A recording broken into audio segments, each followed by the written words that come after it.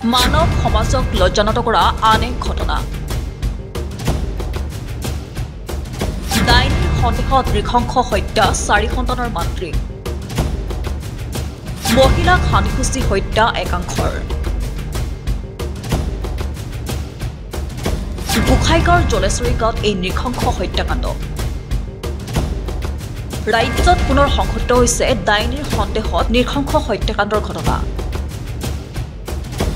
পোহৰলৈ আহিছে গোসাইগাঁৱৰ নৃশংস হত্যাৰ আঁৰৰ ভয়ংকৰ তথ্য ডাইনীৰ সন্দেহত 4 সন্তানৰ এগৰাকী মাতৃক মৰিয়াই হত্যা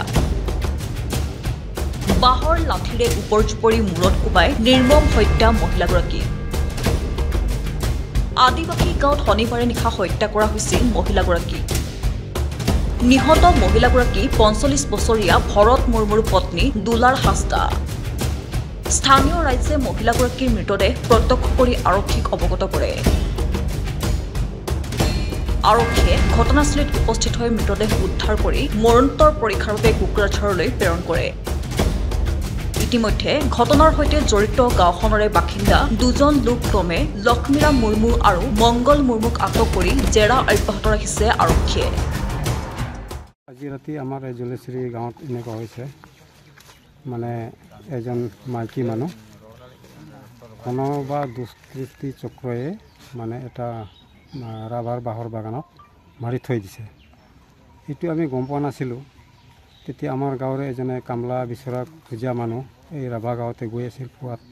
5টামান বজাত অনুমানিক 5টা-6টামান বজাত পুৱাত গৈ আছিল তাৰপিছত সেই বাঁহ বাগানৰ সৰু ৰাস্তাত মানে এই মাইকী মানুহজনক মানে পৰি থকা দেখা পায় তেতিয়া সি ভালকৈ চাই পেলাই ইহঁতে গম পায় যে ইফালে মানে চাই পেলাই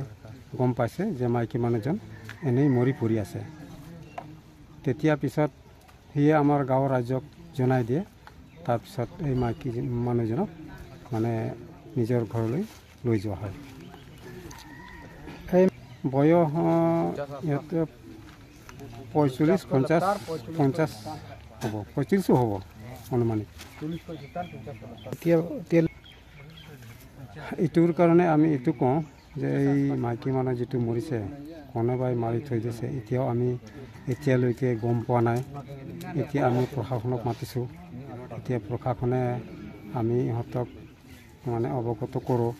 যে যাতে যিজন দুষ্কৃতিকাৰীয়ে ইহঁতক মানে সোনকালে ধৰি পেলাই ইহঁতক মানে বিহিত ব্যৱস্থা কৰি ইহঁতক কঠোৰ শাস্তি দিয়ে এইটোৱে আমি আশা কৰিছোঁ আপোনাৰ পৰিচয়টো মোৰ নাম বাজুন মুৰ্মু আমাৰ গাঁৱৰে চৰকাৰী গাঁওবুঢ়া এই ঘটনাৰ পাছতে অঞ্চলজুৰি এক চেপা উত্তেজনাই বিৰাজ কৰিছে গোসাইগাঁৱৰ পৰা সাইফুল ইছলামৰ ৰিপৰ্ট PB সংবাদ